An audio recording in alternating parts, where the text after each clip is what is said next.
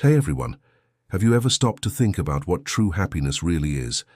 In a world that tells us it's all about having more, a timeless message from a hillside 2,000 years ago offers a completely different perspective. This is the Sermon on the Mount, a powerful message that still shines a light for humanity today. Jesus begins with something called the Beatitudes. He says, "Blessed are the poor in spirit, the meek, and those who hunger for righteousness." This sounds a bit upside down, right? But what he is saying is that real joy is unfound in what we own or our status. It's found in our character, in our deep longing for what is good and true, in being merciful and pure in heart. It's a happiness that comes from within, not from the outside world. Then Jesus gives his followers an incredible identity. He calls them the salt of the earth and the light of the world. Think about that.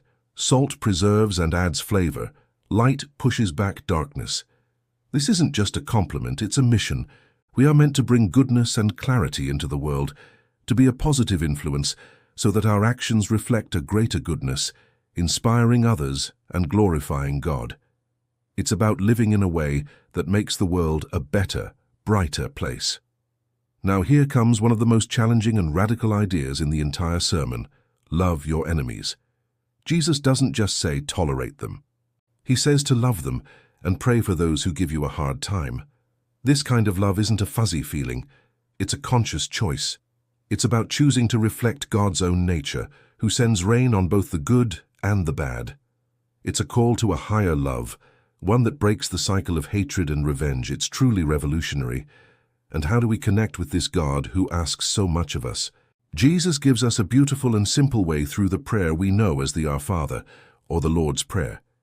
It's a model for how to talk to God. It's not about using fancy words, but speaking from the heart.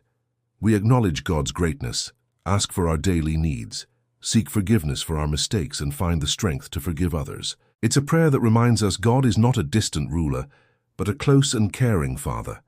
Finally, Jesus wraps up with a powerful metaphor. He says that hearing his words is not enough. We have to put them into practice.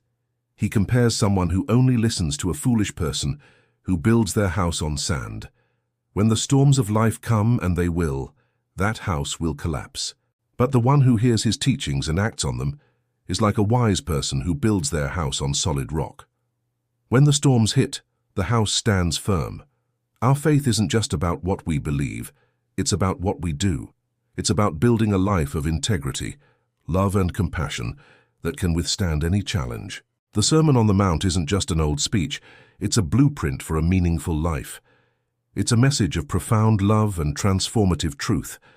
It reminds us that no matter how dark things may seem, a divine light is always present, waiting to be kindled in each of our hearts, ready to shine out into the world.